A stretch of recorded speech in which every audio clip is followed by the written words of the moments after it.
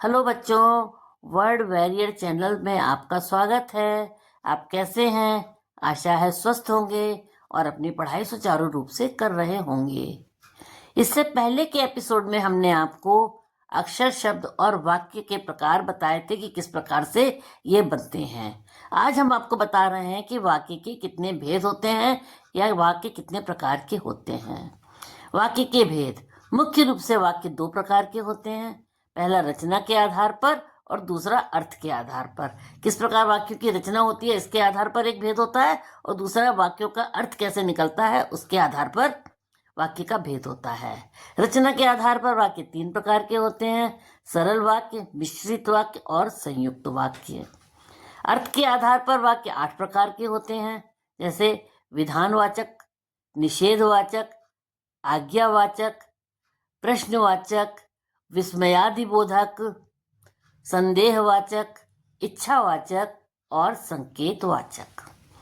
रचना के आधार पर वाक्य। अब रचना के आधार पर वाक्य किस प्रकार होता है? जैसे सरल वाक्य। पहला सरल वाक्य, इसमें एक मुख्य क्रिया हो और वह एक ही विचार को व्यक्त करे। जिस वाक्य में एक क्रिया होगी और एक ही बात को व्यक्त करेगा, एक ही विचार को व्यक्त करेगा, उसे सरल वाक्य कहेंगे।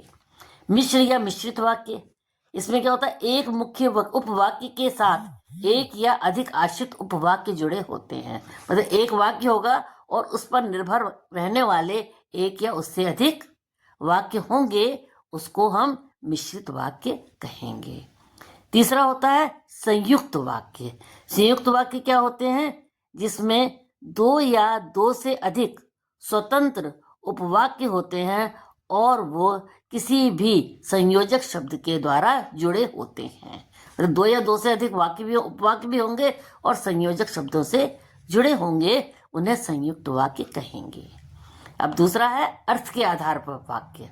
अब जब वाक्यों का अर्थ निकलता है उसके आधार पर वाक्य कितने प्रकार के होते हैं? 8 प्रकार के होते हैं। जैसे विधानवाचक वाक्य, इसमें क्या होता है? किसी भी बात का सामान्य वर्णन किया जाता है, सामान्य बयान किया जाता है।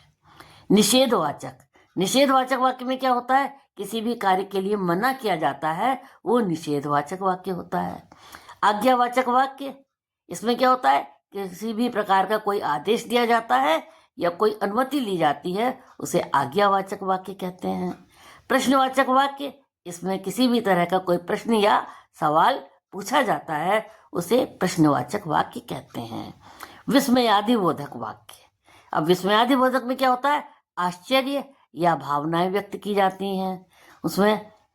फिर होता है संदेहवाचक वाक्य, इसमें क्या होता है?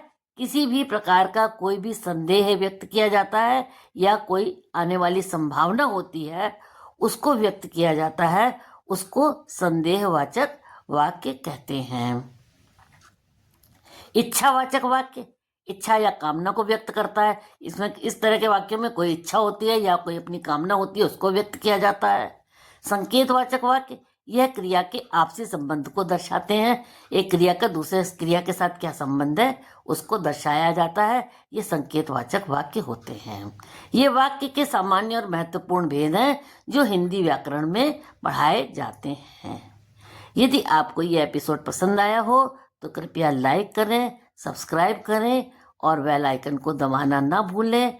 अगले एपिसोड में फिर किसी एक अन्य जानकारी के साथ हम मिलेंगे। तब तक के लिए धन्यवाद।